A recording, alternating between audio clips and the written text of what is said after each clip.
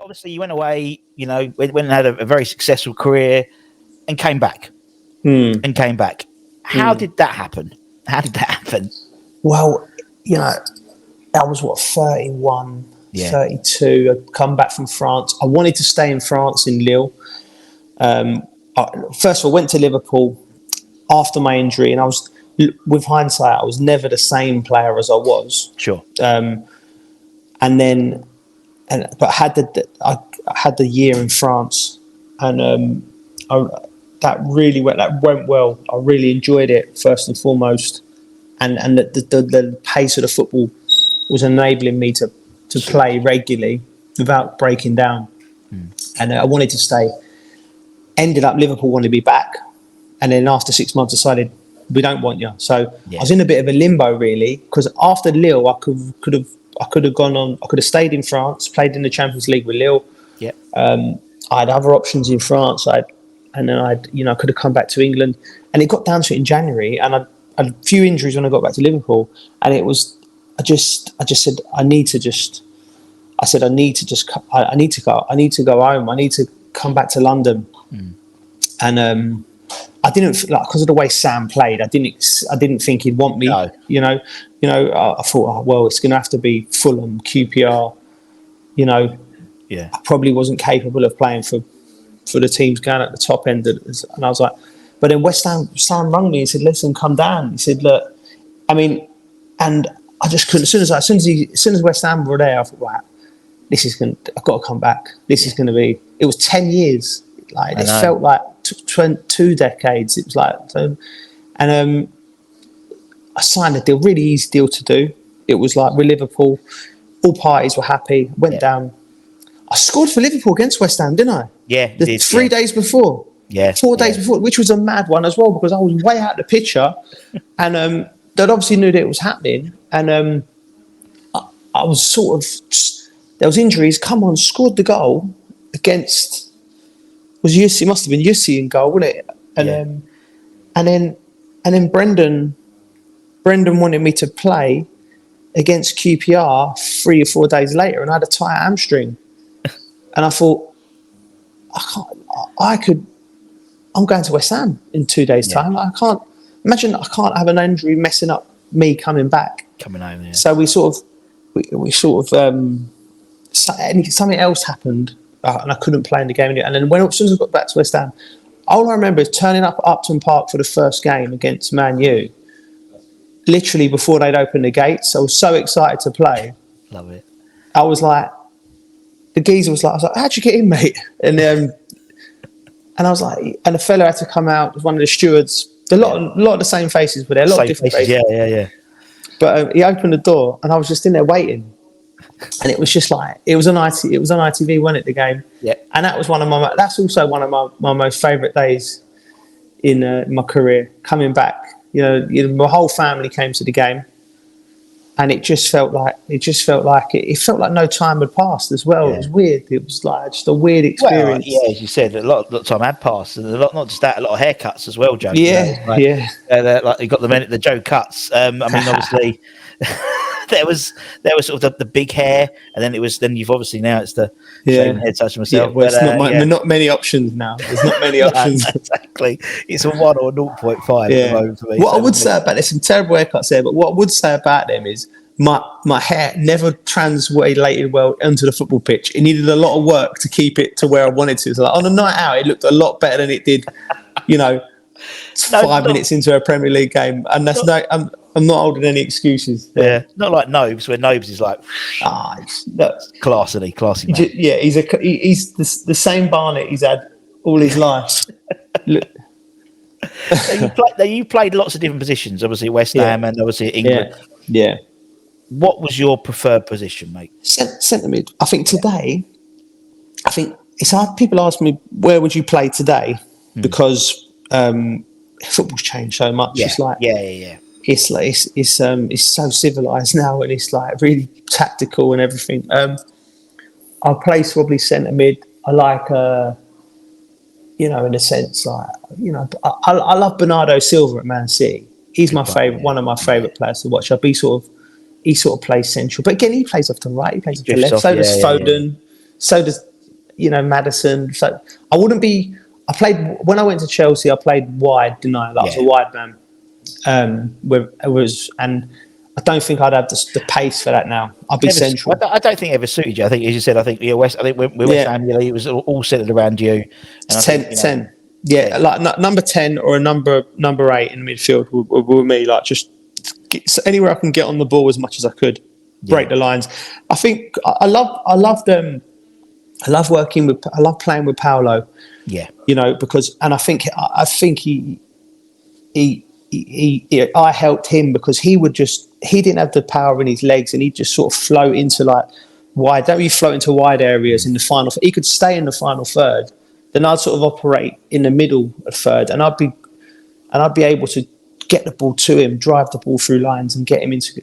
And I think if we'd have actually, it looked like we actually worked on it, but we didn't in training. It just sort of happened. It just happened naturally. I would be able to go and break the lines and drive the ball through and get it to Paolo. And I'd be doing that from a central area, and he'd have the ability then to stay up front and do his thing. Yeah, no, I know what you mean. Talking about Paolo, talking about sides, it's almost like we're meant to do this. We're going to go in, we're going to talk about your Hammers 11. So everyone we have on the channel, apart from Harry, actually. Harry didn't. Right. He was too busy talking about Bobby Ferguson in the 60s. Puts their Hammers 11 together. And obviously, as I said, you've got two spells. There's a hell of a lot of players. I was just looking. I mean, it must be 80 or 90 players at least you played with. Really? Wow. Because you got, I mean, obviously, don't forget, Harry liked a transfer, didn't he? So there was a lot. There was, particularly towards the end, there was a real influx of foreign-based players coming in as well. Then Glenn, and then you got obviously Sam's spell. 18 months of the second spell. So we'll try and go for it. We'll try and give it to 4-4-2 as well. It's simple, and that's the only template I've got. So who would go in goal? Who would go in goal for the Joe Cole 11? So you got Xhaka, you got Jussi Jääskeläinen, and Jamo. Really, it's 3 goalies. Yeah, all good goalies, all internationals. Yeah, but I think the most talented was Jamo. I think he was so talented, and such a longevity as well. He was like he was a modern goalie. Yes. In a sense that he'd come for crosses, you know what I mean? Like really, he'd come in. When he was on it, Jamo, you felt so calm. You know what I mean? He was just like, and he liked to distribute early. And we was a real coup for us. We got an England goalkeeper in the prime of his career, and so I mean, David James would be my number one, and a good lad, and I work well with him now a lot in the media. And such a good lad, such a nice guy, and he's such a lovely guy, and really open. Like, I was surprised how open he was when we interviewed him. He was like, "Ask me anything," literally ask me anything. Okay, I'm fucking all right. Let's talk about your hair then. Right, let's go left back then. Left back, right? So this is so I'm trying to fit up. You've got Julian Dix, obviously. Yep. And then, it was a problem position. It was Scotty Minto, Nigel Winterburn, Stuart Pearce. Great remember? Players. Great players. I mean, obviously, Pearcey and Nigel were at the back end of their careers.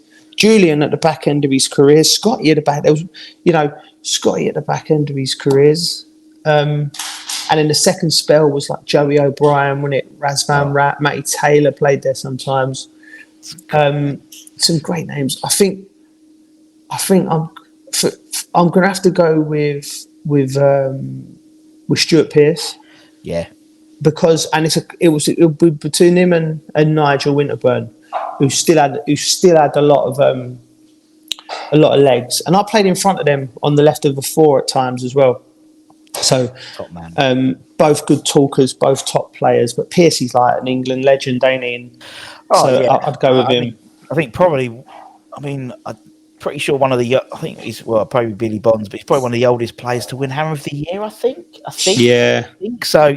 Amazing. Like again, tail end of his career. We did West Ham, and until maybe recently, tended to get guys like yourself at the beginning of their career, or like Pearcey or Nige at the end of his in their career. Yeah. So very rarely do we get people in the bit different now. I think under now, but still, great player, great servant. Okay, put him on the left. Who's going to be on the right back position then? Yeah. So then you got like second spell is Guy Demel, who's a very good player, and done well for the club. You've got Sebastian Schemmel, he won Hammer of the Year, didn't he? He did. He was a good player. Glenn Johnson, but it was only for like 6 or 7 games. So it's hard to put Jono in, although Jono's probably the most talented out of the lot. In terms of going forward, yeah. I'll probably go with Schemmel, actually.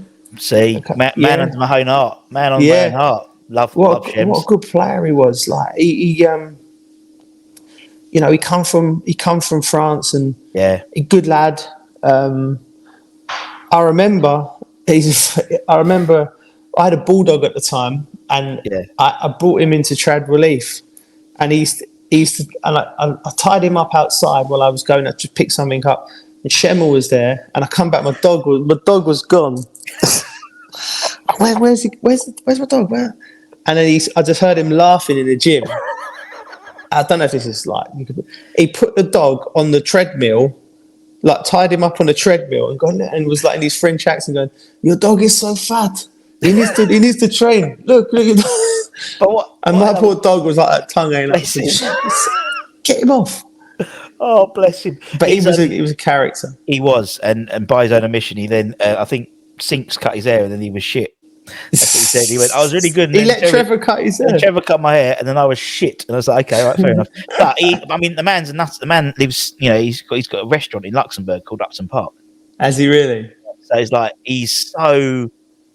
And you mentioned the guys like Robbie Keane and stuff who really enjoyed their time. Yeah. He epitomised that, not a very short amount of time in respect to yourselves and other people, but just loved West Ham, and people love it. People love it, honestly. And that's just not me saying it with my West Ham. It's true. I mean, we've had over 100 ex-players on the channel. Some have played. We've even had guys like Hodgie and stuff who never really made it into the first team. Yeah, and they talk about how much. I mean, obviously Izzy and loads of the Adam and people like that. And that whether they've played one game or they've played 300 games, they're all really passionate. It comes through. I haven't one arse of a person talk about West Ham. But right, let's move on. Let's go centre half. He's your first centre half. Some hell of a great centre half you played with. You got Stimac, Margas. Oh, Margas. Ian Pearce so I'm going to go Ian Pearce could quite easily be in it. Yeah. I want to give him a good mention because I think he's one of them that people don't realise how good he was for us. He was in mine. Yeah. Because he's I always remember him because he was one of those really good players to get on your fantasy football league or on he scored goals, didn't he? Yeah. Because good. Yeah, he was a little it was a cheat code on the Sun Dream Team, wasn't he? He had a few games up cold. He could score a goal. Chris Sutton, yeah. And Paul Warhurst was another one for the old school people. Clearly, I have to put Rio in because Rio's, of course, alongside JT, the best I've played with, and although we didn't see the finished start at West Ham, of course he was a young player, but what a player! Rio's got to be in, top man in mine. So he'd be the first centre half. Then I look at my second spell, and there's two that stand out for me. One's I'm gonna have to put in someone from my second spell because that was a good team as well, Yeah. So I looked at Reedy and I looked at Ginge, and it could have been either of them, but just for I want character in my side. We've got Schemmel, you got Stuart Pearce, you got JMO, you got Rio, full of characters. I'm gonna go with Ginge next to Rio because mate, again, underrated. Just so underrated. That's too, though. Fucking hell, that's that's a bit like now because I see Zuma and Aged. Aged's very stylish.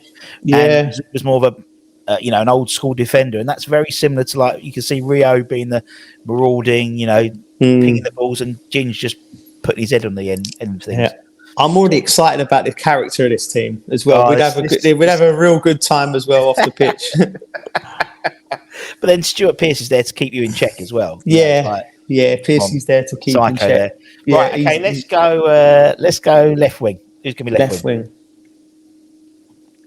Right, so if we're going to have to play 4-4-2, I'm going to purposely. I'm not going to play myself because I want to get everyone. I want to get in the team. I've always think you should go into management, Joe. So there, you could be manager. Okay, I'll be manager. Okay, I'll take that. I'll say that. Right, so off the left, I'm going to play Frank off the left, but he's going to be free. He's going to be loose, just playing off there and just go through the box, scoring goals because he has to. He has to. Frank has to be in the team for me because, I played most of my career with Frank. Yeah. When you think about the time we spent at Chelsea, and he's just. I mean, it must be. Frank says it himself, so he obviously don't mind. But he goes, he got a lot out of his ability. He got a lot out of his ability. But I don't agree. He did get a lot out of his ability, and he was incredibly hardworking, technically, in and around his first touch in and around the box, and his timing of his runs, and he's striking the ball with both feet. People might when Frank used to just drag it into the corners, people think he meant to do that. He wasn't scuffed. He was his technique was spot on and such an intelligent footballer. And so he'd be there off my left. Nice. Then two central midfielders. Again, I look here you've got Michael Carrick, Steve Lomas, Mark Vivian Foe. Oh, gosh. So, yeah. Good player. He was like the first one of those sort of big African-based centre up. Feels like Yaya Toure. You've got Vieira. He was the first. He was like really unusual in that position. He was a phenomenal player. Johnny Monks as well. Johnny Monker was a fantastic player. One of the most underrated players I've played with. Yeah. Second time around, obviously Kevin Nolan scored a lot of goals breaking from midfield. Mark Noble, obviously, I'm going to go with the two. I'm going to go with just the sitting in there, just to make us solid. I'm going to go with Carrick. I have to go with Carrick. I'll go with Carrick. Ability-wise, he's the way he could control the game, and Noble next to him. Yeah, and then I'd probably have to have Nobes as my captain. As well. So them two in there, that would be very, very strong. Very, very strong. I'm delighted with that. I wouldn't necessarily. I'd have played them as a free. It's a free, yeah. I'd have played them as a free. Yeah. And it would probably be Carrick holding, and Nose, a younger Nose when he used to get forward a bit more. Yeah. And Frank one side, but that would be. Three great players there, all come through the youth team. Yeah, I mean, there's a lot. I mean, you've got Rio as well. You've got the best part of, 4 out of them, plus obviously the manager as well. Who's going to go on the right wing then? Right wing. So again, I'm going to go with someone who I had a real good relationship with on the pitch, Trevor Sinclair. Oh yeah. Scorer of great goals, a nightmare to defend against. We probably got the best years of his career at West Ham. He could score goals. He could score goals from midfield.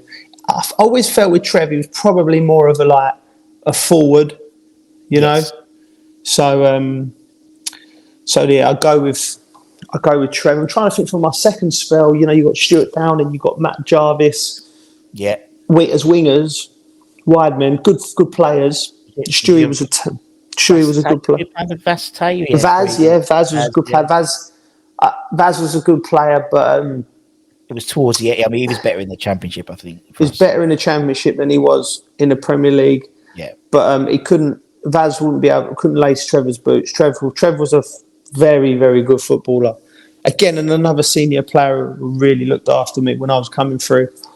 Yeah, he'd be on the right, but high, playing like a forward. Just push him. Yeah, I suppose getting scoring goals. Do you know what? I'm gonna figure it. As we talk, I'm gonna put it to a free because I think because Trevor needs to go on the right hand side. Doesn't he? Okay. Put it into a 3 for me, and then no worries. Yeah, and then centre forwards, the number 9. The number 9 is a tough one as well, because I'm just thinking, you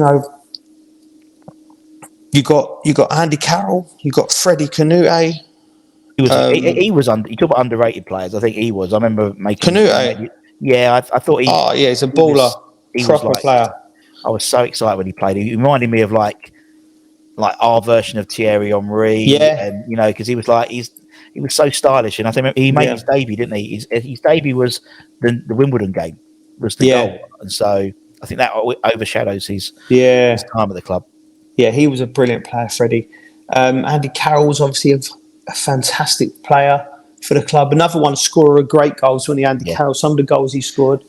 And he always used to have like 2 defenders on him, and I love players who command like Antonio.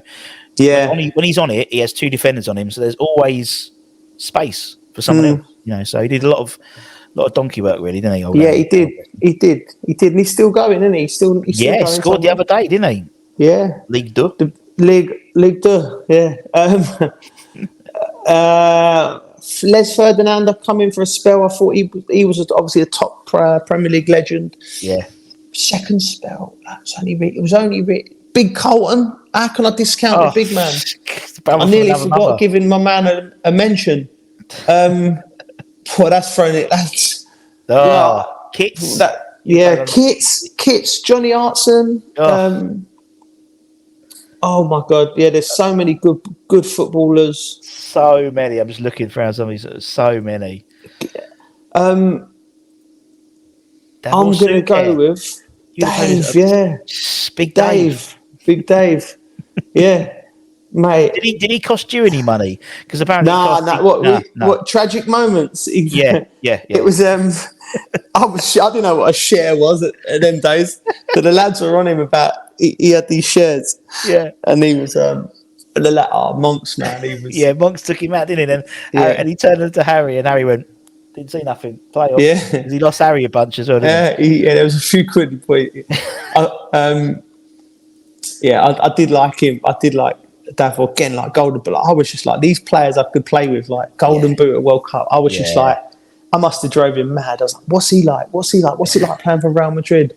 What's what was the semi-final World Cup like? I was just like, I was on him. I'm going to probably go with. I'm going to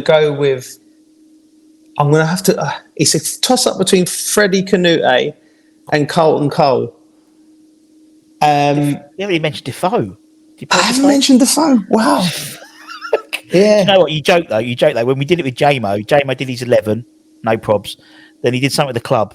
And obviously, the other people he was doing with, like Jack and a few others, they said, I just did Russ's thing. He went for his team and they went, didn't you play with Paolo Di Canio? He went, oh, fuck. Yeah. He forgot Paolo.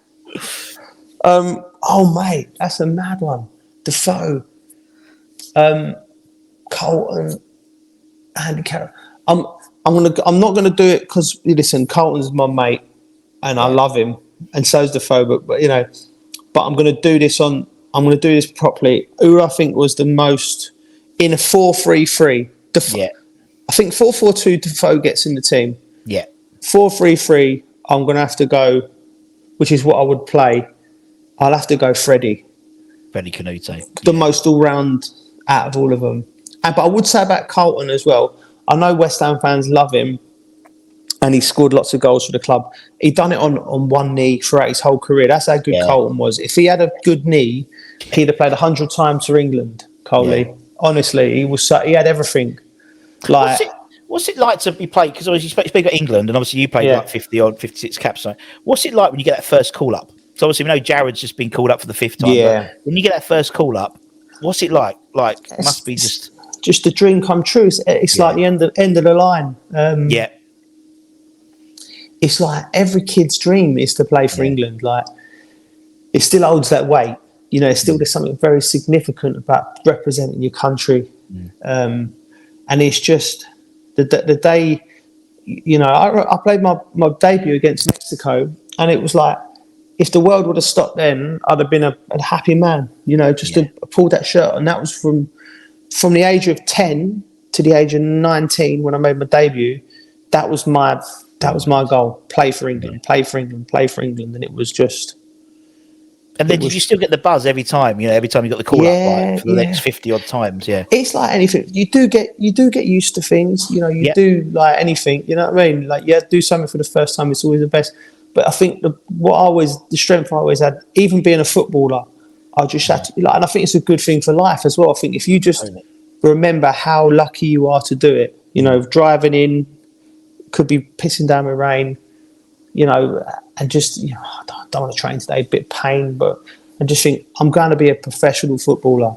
Gotcha. I'm going to play football for a living, or I'm representing England. And then you just remember what you felt like watching England as a kid on the telly, wanting to that hunger to do it. And I was always good at that. I could always bring it back to that, and that's probably why I played like I did. But so it's a massive deal to play for England. It really is. Yeah, it really is. All right, then. More importantly, what is a massive deal is who's going to be the last player in the Joe Cole 11. That's the question everyone's asking. Well, I mean, it's got to be Paolo. Such a great player. I mean, like, again, he's a legend of the game. And I just think when two Paolo, the way he was as a person, he was he'd probably tell you himself, he was a bit of a maverick. He'd admit that himself. I'm not talking out of turn. No. He liked things the way that he liked them. Yeah. And West Ham and Harry in particular, I think was just a match made in heaven for him. Sometimes it works, doesn't it? Sometimes it works where it's just the player and the club just work together. See, I worked with him when I worked with Capello with England, and then I'm thinking of Paolo. I'm like, and they work together. I'm like, I can see how that didn't work. Do you know what I mean? I can see how that didn't work. But when and Paolo could only play for certain clubs. Yeah, he could only play for certain clubs. Like Lazio was a big part of his life. West Ham, Celtic. These type of clubs where they love a maverick. We love a maverick. That's why so many people pick you in their side, Joe, because it's like you're I hate the expression now, everyone's a baller, but you were, it's like you play the ball and people love to watch players. That's why like Paqueta. That's why Paqueta gets so much love because and like plays the right way. Yeah, exactly. Paqueta's the best player in the league outside the top 2 or 3 teams. But I think with him, I still don't think he knows his best position. No, he just get him on the. Yeah. If he went to Man City tomorrow, if Paqueta went to Man City, he'd play in 3 or 4 different positions. Yeah. That's football is now. Yeah. Where does De Bruyne play? Where does Silva play? Where does Foden play? Yeah. Everyone moves around. It's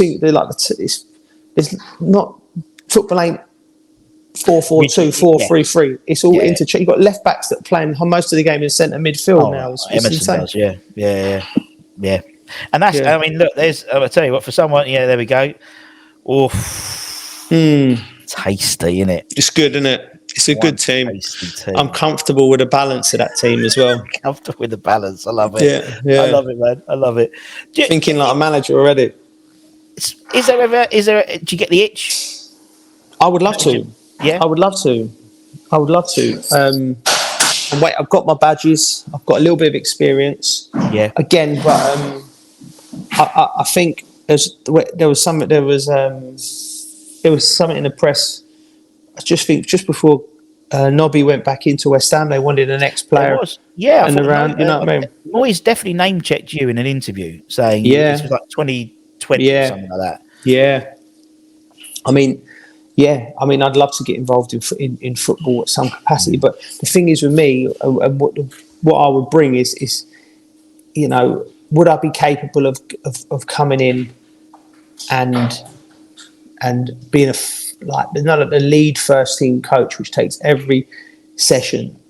I wouldn't be me, but would I be able to come in and help and manage a coaching staff with my wisdom, with what I've done as a player, with Can I put in? Of course, I can put in a session. I've done it many times. Yeah. But can I help? Could I help something that's already there? Yes.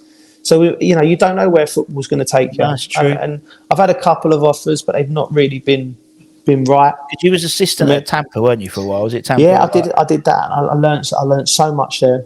That was right under my career. And I could have taken the job if I wanted the main job, but I wanted to enjoy the last 6 months of my career playing. My mate who took the job, Neil Collins, who's now at Barnsley. He's doing a fantastic job. They're third in League One.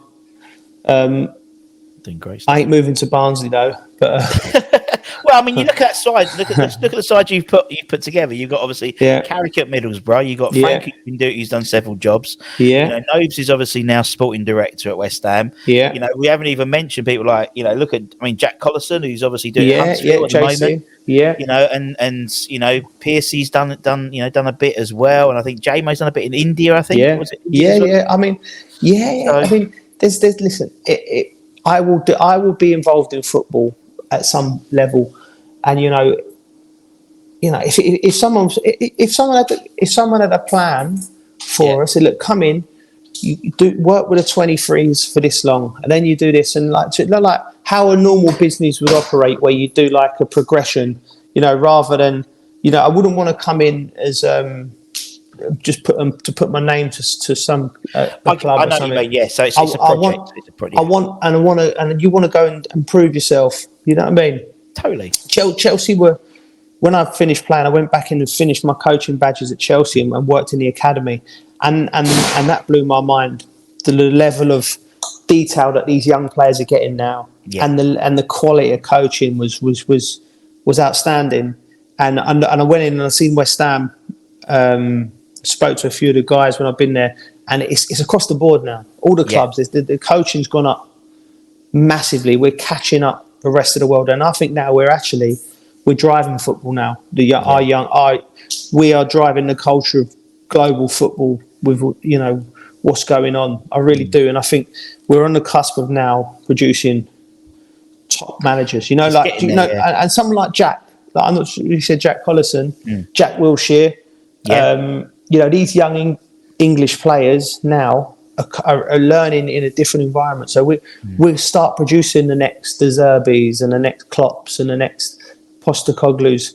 Hopefully they'll have an English name. Yeah. And it'll be someone we know and can relate to. So but we're on the right path. We're on the right path.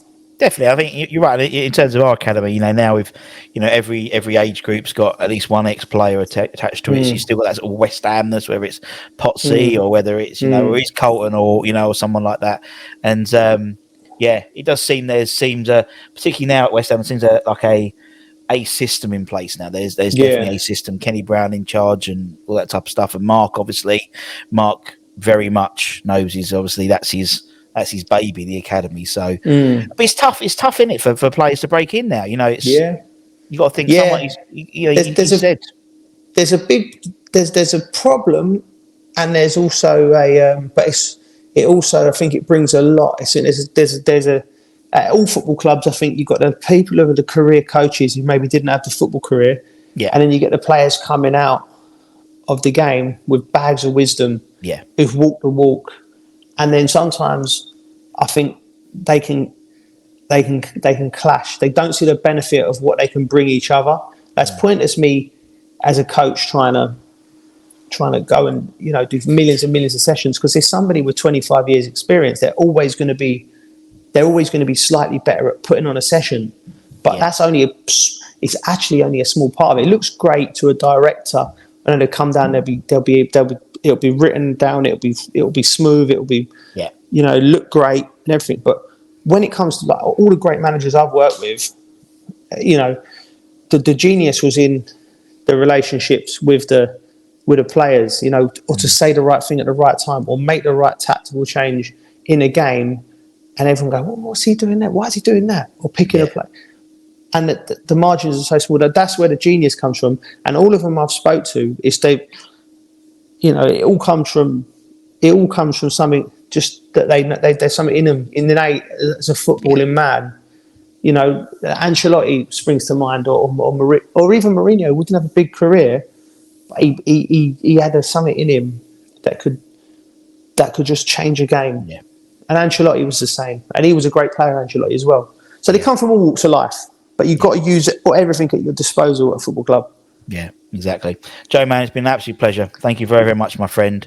Pleasure. I've enjoyed it. Love it. Thank you. And as I said, you're the fourth one of my 11 now I've had on. So okay. Who else is in it? Right. So mine, it was Fabianski in goal. Right. Okay. Just for me, he's like, it was, and then it was Julian. We've had Julian on. Then it was Ian Pearce. I haven't had him on yet, but and Rio. So I'm Rio and I far too busy. Seb has Shemo on.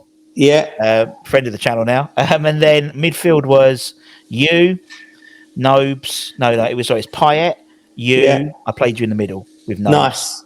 Nice. With Tricky Trev. Vadim. Yeah. And up front, Di Canio and Ashton. Wow. Okay. Good side. That's a good side. That's a good side. Give my team a run for the money. That's for sure. Well, I don't know. That midfield's a bit tasty for me. But you'll be playing. It's be quite difficult because you're trying to coach. Yeah, I'm trying to coach them. Play inside knowledge. Exactly. You know exactly how they play. Anyway, mate. Look, I won't give you more time.